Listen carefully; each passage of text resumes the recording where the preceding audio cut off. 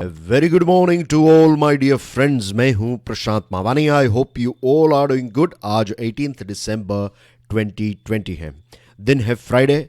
George Allen senior के quote के साथ आज के दिन की शुरुआत करना चाहूँगा। Work hard, stay positive and get up early. It's the best part of the day. Dear friends, क्या आपको पता है कि एक ऐसी हैबिट जिसको मदर ऑफ ऑल हैबिट्स कहा जाता है, mother of all habits, that is getting up early. अगर आप सुबह लेट्स से 5 बजे, अगर 5 नहीं तो 5:30 बजे, लेकिन सूरज उगे उससे पहले अगर आप एक दिन के लिए उठ सकते हैं तो इसका मतलब ये है कि आप ये चीज़ दूसरे दिन भी कर सकते हैं, तीसरे दिन भी कर सकते हैं। और अगर एक बार आपने इस हैबिट को डेवलप कर ली एक बार, तो remember this is mother of all habit. दूसरी सारी अच्छी हैबिट्स जो हैं वो ऑटोमेटिकली आपके जीवन का पार्ट बन जाएगी। जस्ट एक हैबिट आपके जीवन को, आपकी प्रोडक्टिविटी को, आपकी हेल्थ को, आपकी वेल्थ को इंप्रूव कर सकती है। इसी के साथ डियर फ्रेंड्स, एक बहुत ही इंटरेस्टिंग आउटस्टैंडिंग आर्टिकल है, टाइम्स ऑफ इंडिया का आर्टिकल है। It's about lab grown chicken institutional spine. ये भी एक बहुत ही हटके आर्टिकल है, बहुत ही इंपॉर्टेंट भी है। इसकी लास्ट लाइन जो है वो दुनिया भर की डेमोक्रेसीज के लिए एक मैसेज है। Sanctions over reach, USA versus Turkey. फिर कर्नाटका का एक वेस्ट टू एनर्जी प्लांट है, उसके बारे में बात करेंगे, चैलेंजेस को देखेंगे। And then we have one article on कोविड-19। हमारे सभी स्मार्ट कोर्सेज के ऊपर चल रहा है बिग क्रिसमस सेल।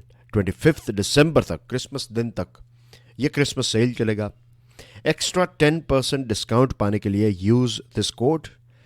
हमारे स्मार्ट कोर्सेज के साथ जुड़ी हुई सारी इंफॉर्मेशन, बिग क्रिसमस सेल के साथ जुड़ी हुई सारी इंफॉर्मेशन आपको हमारे मोबाइल ऐप के ऊपर से मिल जाएगी। तो अगर आपके मोबाइल में हमारा मोबाइल ऐप नहीं है तो आज ही डाउनलोड करें। Singapore prepares to plate up lab grown chicken. आप में से बहुत सारे लोग वेजिटेरियन होंगे और शायद आप सोच रहे होंगे कि सुबह सुबह सर ने ये चिकन की बात की शुरुआत की है। डोंट वरी, ऐसी कोई चिकन की तस्वीरें और चीज़ें मैं आपको नहीं दिखाने वाला हूँ। It's about food security. कैसे टेक्नोलॉजी का इस्तेमाल करके हमने कितनी सारी चीज़ें बनाई है। फूड आपको पता है एक ट्रेडिशन का पार्ट है। अब देखिए, बर्थडे के ऊपर हम फूड ऑफर करते हैं, शादियों में, जो भी अच्छे बुरे त्योहारों में भी। अगर किसी के वहाँ किसी का निधन हो जाता है तो जब देखिए अलग अलग जगहों पर अलग अलग चीज़ें होती है, लेकिन आई थिंक जो जिसको कहते हैं जो 12वां या फिर जो 13वां होता है, उसमें जो रिश्तेदार होते हैं वो आते हैं, थोड़ी पूजा और ये सारी चीज़ें होती है, और उसके बाद दोपहर का खाना खा के फिर लोग उस व्यक्ति को एक अलविदा कह देते हैं। कि अब हम एक जीवन जो है जीवन की गाड़ी को आगे ले जाना है, तो फिर लोग अब उस शौक में से बाहर। तो हर जगह पर आपको खाना जो है वो देखने को मिलेगा। तो food is tradition for us यानी कि ह्यूमन बींग्स। ये सिर्फ हमारे देश की बात नहीं है, दुनिया के अलग अलग देशों में ये खाने के साथ जुड़े हुए उनके ट्रेडिशंस आपको देखने को मिलेंगे। होमो सेपियंस यानी कि ह्यूमन बींग्स ने हर प्रकार के फूड को क्रिएट किया। आप सोचिए, क्या हम पहले जो हमारे पूर्वज थे वो क्या खाते थे, और आज हम कितनी सारी वैरायटी, कितने सारे ऑप्शंस हमारे पास हैं और हमारे सामने हैं। एक बहुत ही इंटरेस्टिंग फैक्ट है, वी यानी कि होमो सेपियंस ने गेहूं को 8000 BC से पहले जेनेटिकली मॉडिफाई किया है। Can you believe it? दूसरी चीज़, जो चिकन ब्रेस्ट है जिसमें सबसे ज़्यादा प्रोटीन होता है, जो बॉडी बिल्डिंग करते हैं वो इन सारी चीज़ों को कंज्यूम करते हैं, खास करके चिकन ब्रेस्ट को। तो चिकन ब्रेस्ट की साइज़ जो है वो भी 35 से 85% हमने इंक्रीज़ की है। हमने च्यूइंग गम बनाई, जो सिंथेटिक रबर से बनने वाली एक चीज़ है। तो च्यूइंग गम है, फिर दूसरी ऐसी बहुत सारी चीज़ें हैं, राइट। जो ह्यूमन बींग्स ने क्रिएट की है। Now enough about food. Most important जो चीज़ है वो ये है कि सिंगापुर फूड एजेंसी ने एक ग्रीन सिग्नल दिया है एक अमेरिकन स्टार्टअप को। ये जो अमेरिकन स्टार्टअप है बेसिकली ये सिंगापुर में ये इस अमेरिकन स्टार्टअप ने real high quality meat created directly from animal cells for safe human consumption. ये जो उनका नया चिकन है जिसको आप कहते हैं कल्चर्ड चिकन या फिर लैब में बनाया गया एक चिकन मीट, तो जो एनिमल सेल्स हैं चिकन के सेल्स जो हैं वो कलेक्ट किए जाते हैं, फिर लेबोरेटरी में या फिर एक ऐसी so called lab type factory जो होती है वहाँ पर इस चिकन को बनाया जाता है। आर्टिफिशियल मीट आप कह सकते हैं, लेकिन ये रियल जैसा इसका स्वाद है, हाई क्वालिटी है और सेफ भी है। और सिंगापुर की जो फूड एजेंसी है इसने इस पर्टिकुलर कल्चर्ड चिकन को ग्रीन सिग्नल दिया है। ग्रीन सिग्नल यानी कि आप इसको मार्केट में बेच सकते हैं। Innovation is not about technology. Innovation is not about, it's not just about technology. ये सिर्फ टेक्नोलॉजी के साथ या सिर्फ साइंस के साथ जुड़ी हुई बात नहीं है। इनोवेशन की शुरुआत होती है हमारे विचारों से, हमारे माइंडसेट से। एक पॉजिटिव माइंडसेट, एक साहसिक माइंडसेट, एक साहसिक कल्चर की भी आवश्यकता होती है।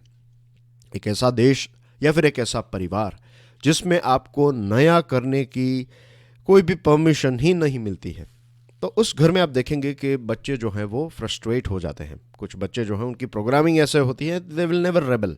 वो कभी भी सामने वो ठीक है डैडी ये कर रहे थे हम भी ये करेंगे, मदर ये कर रहे थे हम भी ये करेंगे, that's it, nothing out of the box.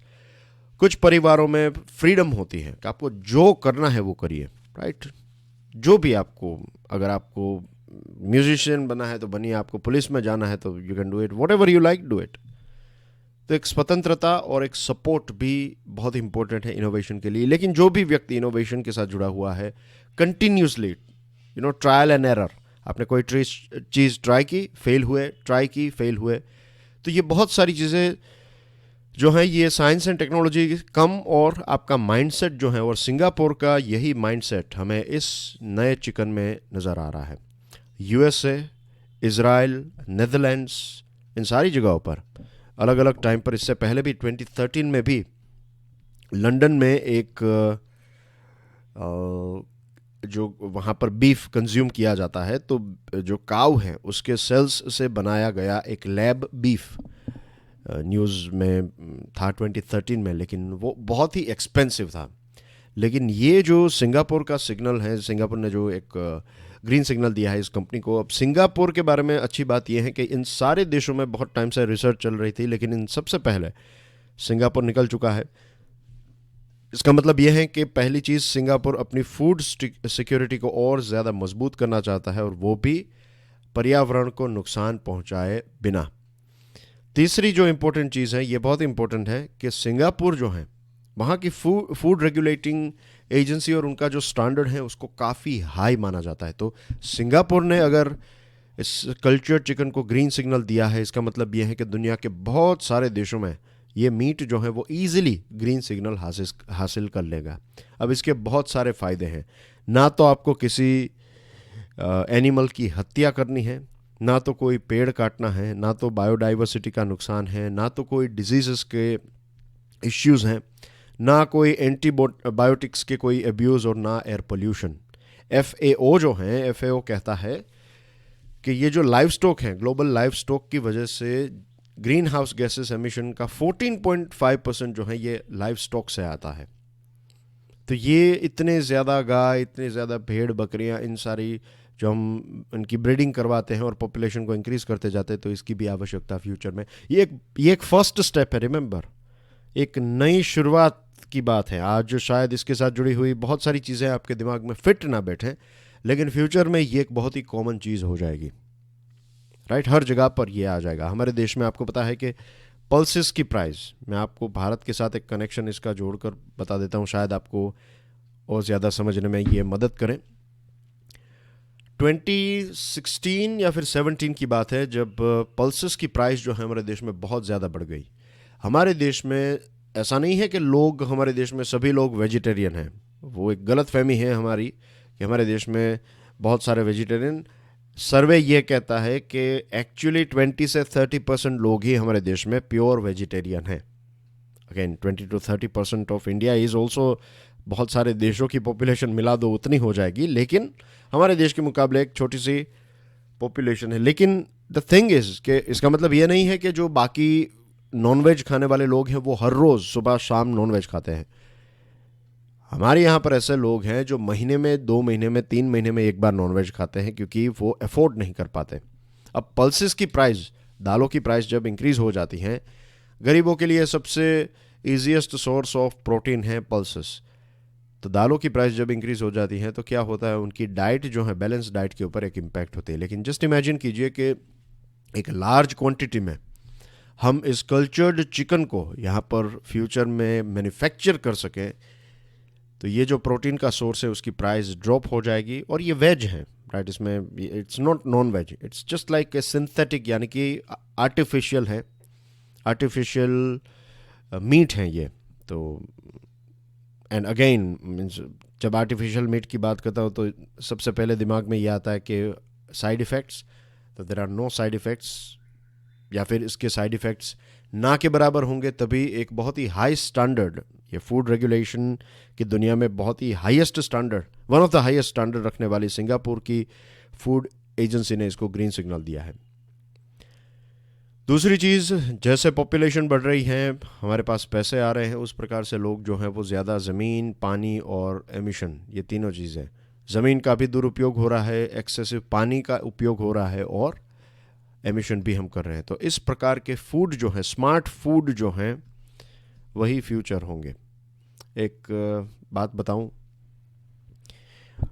In future ऐसा कहते हैं कि फ्यूचर में you don't have to eat as well, कि इन द सेंस कि आपको कुछ ऐसे टैबलेट्स दिए जाएंगे, मे बी आज से 50 साल के बाद, मे बी आफ्टर 100 ईयर्स, आपको इस प्रकार की चीज़ें दी जाएगी कि you just take those capsules और आपका पेट जो है वो भर जाएगा, आपकी भूख, आपके विटामिन, ये सारी चीज़ों को, और आपकी बॉडी के अंदर ही ऐसी एक चिप होगी।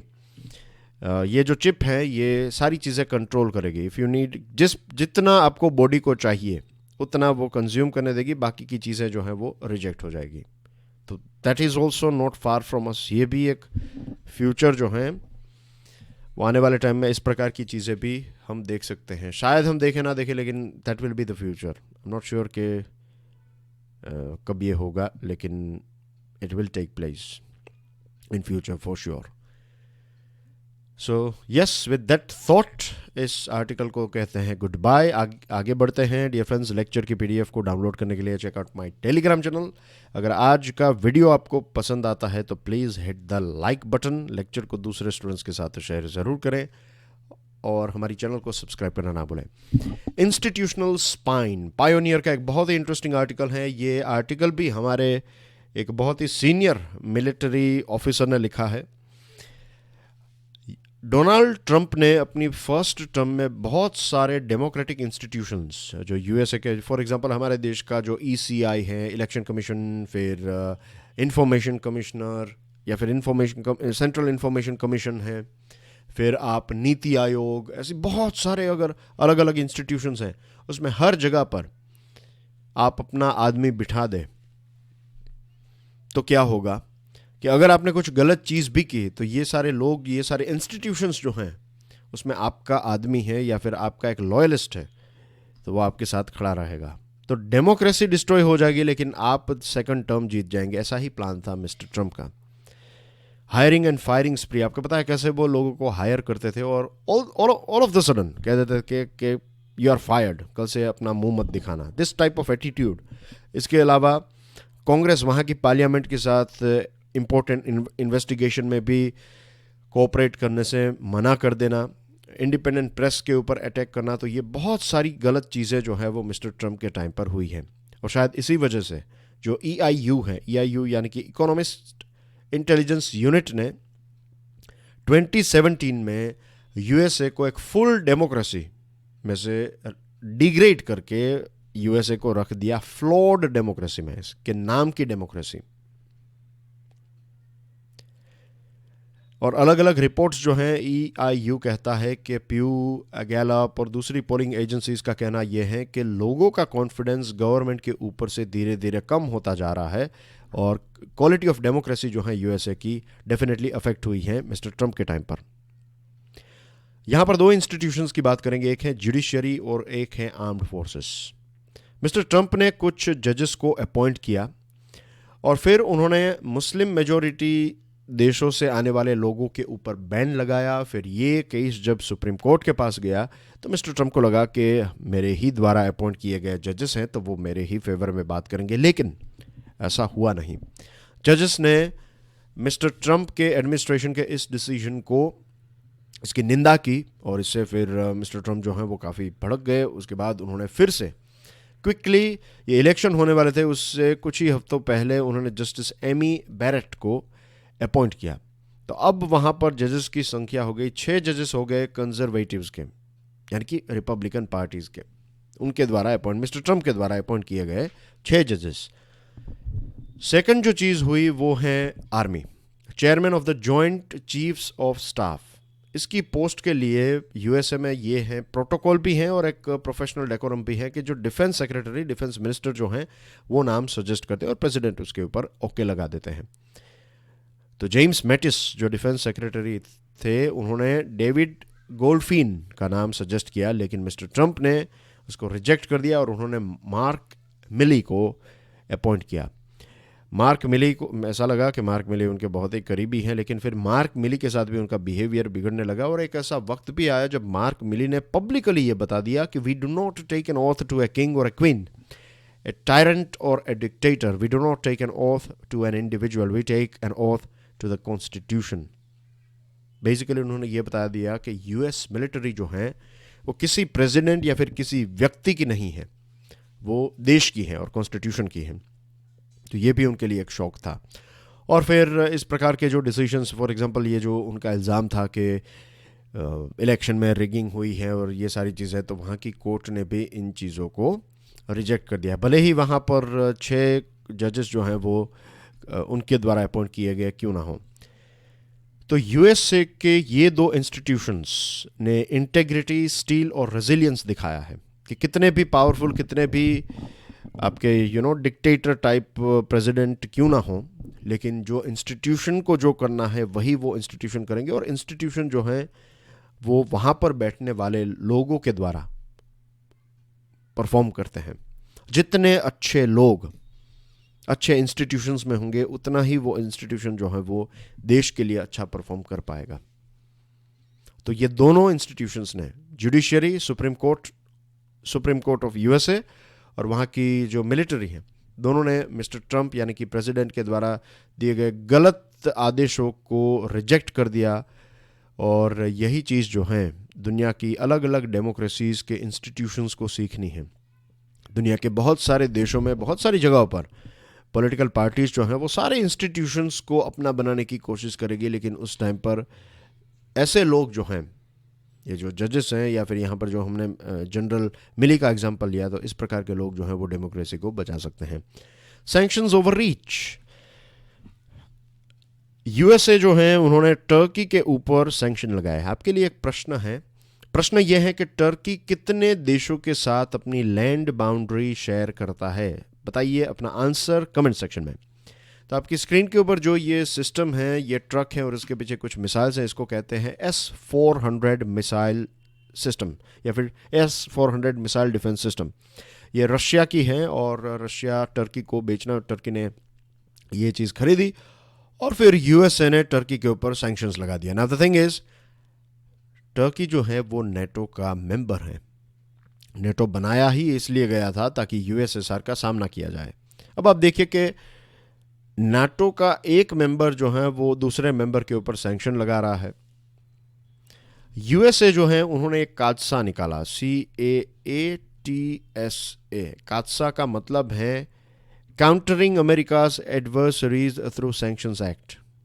इसका मतलब ये है कि अगर आप यूएसए के दुश्मन है, फॉर एग्जांपल यहाँ पर रशिया, तो आप उनसे कुछ चीज़ें खरीदेंगे तो यूएसए आपके ऊपर सैंक्शंस लगाएगा। इसी के साथ यूएसए ने टर्की को अपना जो F-35 का फाइटर जेट का प्रोग्राम था उसके बाहर निकाल दिया। It's okay, F-35 fighter jet USA का है। यूएसए जिसको चाहे उसको बेच सकता है, जिसको चाहे उसको इसके बारे में मना कर सकता है। ये यूएसए का एक अधिकार है, इसमें यूएसए का कोई कुछ नहीं कह सकता। लेकिन एज ए कस्टमर मैं एक देश हूँ, इंडिपेंडेंट कंट्री हूँ, मैं जिससे चाहूँ उनसे मेरे वेपन्स खरीदूँ, राइट। ये डिसीजन लेना कि मेरी मिलिट्री को, मेरी आर्मी, नेवी, एयरफोर्स को कौन से प्रोडक्ट्स की रिक्वायरमेंट है, वो मेरे देश के लोग तय करेंगे। और सारी चीज़ें क्या मैं सिर्फ आपसे ही खरीदूं? आपकी रशिया के साथ दुश्मनी है तो उसमें मेरा क्या कसूर? मुझे तो वो बेस्ट प्रोडक्ट मिल रहा है तो आई विल परचेज इट। मेरा जो बजट है उस बजट से, इट्स लाइक आपके डिस्ट्रिक्ट के कलेक्टर्स आपको ये कहें कि आप दूसरे डिस्ट्रिक्ट में जाएंगे तो फिर आपके मैं राशन कार्ड को कैंसिल कर दूंगा। इस प्रकार की दादागिरी ये तो हुई, कि एक यूएसए जो है वो दूसरे देशों के ऊपर, आप थर्ड पार्टी या फिर किसी भी देश से कुछ भी खरीद सकते हैं, तो यूएसए कौन होता है ये कहने। और मैं इसलिए टर्की के बारे में, टर्की और उनका जो भी है वो डिसाइड करें। भारत के साथ भी यही है, भारत उनका इतना अच्छा दोस्त है और भारत ये S-400 खरीदने वाला है। We need it for China, for Pakistan. और यूएसए कह रहा है कि आपके ऊपर, और हमने जब उनके साथ नेगोशिएशन किया ये कादसा के ऊपर, तो उन्होंने कोई ऐसी प्रॉमिस नहीं की है। फर्स्ट ऑफ ऑल, आपकी हिम्मत ही क्यों है ऐसी होती है कि आप जो कहें वो दूसरे देश करें? और दुनिया अब बदल चुकी है, राइट। ये यूनिलैटरल वर्ल्ड नहीं है। बहुत सारे देश जो हैं वो राइजिंग पावर हैं, इज़न्ट इट। अलग अलग देश, हम सब, हमारा देश ही देख लीजिए कितना ताकतवर बन चुका है। अब हम थोड़ी किसी की सुनेंगे। तो यूएसए को ये एक आदत डालनी चाहिए, राइट, कि वो इस प्रकार के सैंक्शंस जो हैं हर देशों के ऊपर, यहाँ वहाँ सैंक्शंस लगाना जो हैं, तो अब वो उतना ताकतवर नहीं रहा और दूसरे देश जो हैं वो उतने कमज़ोर भी नहीं हैं।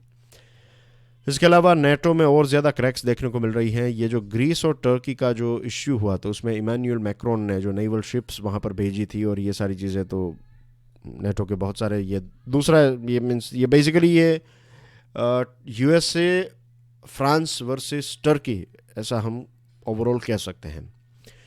कन्वर्टिंग वेस्ट टू एनर्जी, 2 दिसंबर को कर्नाटका के चीफ मिनिस्टर BS येदुरप्पा ने एक 11.5 मेगावाट का वेस्ट टू एनर्जी प्लांट का फाउंडेशन स्टोन रखा बिदादी में। अब ये जो प्लांट है, ये ऐसा एक्सपेक्ट किया जा रहा है कि ये 600 टन का जो इनऑर्गेनिक वेस्ट जो है उसको इलेक्ट्रिसिटी में कन्वर्ट करेगा। बेंगलुरु एक ऐसा शहर है जो हर रोज़ 5000 टन वेस्ट पैदा करता है। इसमें से 2500 टन जो है वो ऑर्गेनिक है, 1000 टन जो है ये स्वीपिंग मटेरियल, स्वीपिंग वेस्ट हैं, और 1500 टन जो है ये इनऑर्गेनिक वेस्ट हैं। ये जो इनऑर्गेनिक वेस्ट है, इसमें जो ख़राब क्वालिटी का प्लास्टिक है, कपड़े हैं, ये सारी चीज़ें मिलाकर इसमें से रेफ्यूज़ डिराइव्ड फ्यूल बनाया जाता है। रेफ्यूज़ यानी कि ये जो कचरा है उसमें से जो भी फ्यूल हम बना सकें। तो इसमें क्या होता है कि इसको जलाया जाता है और स्टीम जनरेट होती है, और ये स्टीम से फिर इलेक्ट्रिसिटी पैदा की जाती है। तो कोयला और दूसरे जो मटेरियल है उससे अच्छी एनर्जी इसमें से भी मिलती है, और 2500 किलो जूल पर किलोग्राम, इतना आपको इसकी कैलोरीफिक वैल्यू जो है वो इतनी है, 2500 किलो जूल पर kilogram. Let me write down the spelling, अगर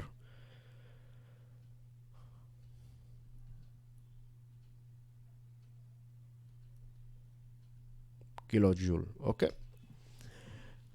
तो ये एक अच्छी बात है, वेस्ट टू एनर्जी, इसमें कोई गलत बात नहीं है। और typically about 50 tons of RDF generate 1 megawatt. 50 ton जितना RDF जो है ये 1 मेगावाट पैदा करता है। तो बहुत सारा इनऑर्गेनिक मटेरियल कितना है बेंगलुरु में, सिर्फ अकेला Bengaluru 1500 ton of inorganic material हर रोज़ पैदा करता है। तो बहुत सारी इलेक्ट्रिसिटी हम इससे जनरेट कर सकते हैं। बेंगलुरु में लगभग 8 ऑर्गेनिक वेस्ट प्रोसेसिंग प्लांट्स हैं, और इनऑर्गेनिक वेस्ट जो है वो वो रिसाइकलिंग के लिए हमेशा फिट नहीं होता है। बहुत सारी चीज़ें आप रिसाइकल नहीं कर पाते, तो इससे अच्छा है इनको इसी प्लांट में उसमें से एनर्जी पैदा कर लेना. That is the good thing. अब कुछ चैलेंजेस हैं. चैलेंजेस में ये है कि हमारे देश में कोई भी ऐसा डेमोन्स्ट्रेशन वाला या फिर आइडियल प्लांट नहीं है. दूसरी चीज़, जो ये टेक्नोलॉजी है ये इंटरनेशनल ऑर्गेनाइजेशंस की हैं, वहाँ का वेस्ट और यहाँ का वेस्ट बहुत ही अलग होता है. ये जो प्लांट्स हैं, इनऑर्गेनिक मटेरियल, इसमें मॉइस्चर 5% से कम होना चाहिए. सिल्ट या फिर दूसरे जो सॉइल कंटेंट है ये 5% से कम होने चाहिए. हमारे यहाँ पर मॉइस्चर जो है ये 15-20% वाला कचरा यहाँ पर आता है. फिर सेग्रीगेट भी वहाँ पर जाकर होता है. और पावर के टैरिफ भी बहुत ज़्यादा है, 7 to 8 kilowatt per hour compare to 3 to 4 rupees. ये नॉर्मल जो कोल है. और दूसरे, अभी सोलार की बात करूँ तो 2 रुपये में बिडिंग हुई, लेटेस्ट बिडिंग. तो यहाँ पर 7 से लेकर 8 रुपये अगर आप इतने में आपको इलेक्ट्रिसिटी आप पैदा करते हैं या फिर बेचते हैं तो कौन खरीदेगा इसको. तो ये कुछ इसके चैलेंजेस हैं. द गुड न्यूज़ ऑन कोविड-19, पिछले हफ्ते एवरेज निकाले हम पर डे कोरोना वायरस की हमारे देश में, तो ये 27,672 रही है. एक ऐसा टाइम था जब 1,000 केसेस भी हमें बहुत ज़्यादा लग रहे थे. और अब ऐसे वक्त आ चुका है कि 27,672 जो केसेस हैं उसको हम गुड न्यूज़ कहते हैं, क्योंकि 93,000 जितने केसेस एवरेज थे मिड सितंबर में. तो एक 70% का ड्रॉप सितंबर से लेकर यहाँ पर आप देखें दिसंबर, तो 70% का ड्रॉप है. और this is a good thing. इससे दो चीज़ पता चलती हैं. एक तो ये कि टेस्टिंग स्ट्रेटजी सही तरीके से जारी है. दूसरी चीज़ कि कम्युनिटी स्प्रेड जो है वो धीरे धीरे कम हो रहा है. ये वायरस का स्प्रेड कम्युनिटी में कम हो रहा है. वर्ल्ड हेल्थ ऑर्गेनाइजेशन यह कहता है कि अगर किसी रीजन में नए केसेस की संख्या जो है 5% से भी कम होती है 2 हफ्तों के लिए, तो इसका मतलब ये है उस रीजन में ये वायरस जो है वो कंट्रोल में है. हमारे यहाँ पर 24 डेज हो चुके हैं कि ये केसेस जो हैं वो ड्रॉप हो रहे हैं. तो आप कह सकते हैं कि हमारे देश में हमने कोविड-19 के ऊपर एक प्रकार की स्पीड जो है उसको कम की है. लेकिन इसका मतलब ये बिल्कुल नहीं है कि अब हम मास्क को फेंक दें और कहीं पर भी जाएं, भीड़ों में जाएं. नो, क्योंकि यूरोप और यूनाइटेड स्टेट्स ने दूसरों की गलती से अगर आप सीखते हैं तो you are smartest, I think. Observation भी एक सिर्फ पढ़ना या फिर सुनना नहीं, ऑब्जर्वेशन जो है वो भी एक बहुत ही इम्पोर्टेंट वे ऑफ स्टडीज़ है. Not just about this normal academic studies, but overall आपके जीवन की बहुत सारी चीज़ें आप दूसरों से ऑब्जर्व करके भी सीख सकते हैं. तो यूरोप और यूएसए में यही गलती की लोगों ने. कोविड कंट्रोल में आया तो वहाँ पर पार्टियाज और पब्स और ये सारी चीज़ें स्टार्ट हो गई. और फिर आप देखिए बहुत सारे देशों में अब लॉकडाउन लगा रहे हैं. और सेकंड वेव जो है वहाँ पर वो फर्स्ट वेव से और ज़्यादा खतरनाक थी. तो we have to be alert होने के साथ साथ we have to follow this, alert रहना है, सोशल डिस्टेंसिंग और इन सारी चीज़ों को मेंटेन करके धीरे धीरे आगे बढ़ना है. And that's everything in today's discussion dear friends. ये है कुछ इंपॉर्टेंट न्यूज़ आइटम्स. लेक्चर की पीडीएफ को डाउनलोड करने के लिए visit my Telegram channel. Big Christmas sale is on. 25 दिसंबर इसकी लास्ट डेट है. Make the most out of it. I will see you soon. Till then enjoy your studies. God bless you all. जय हिंद.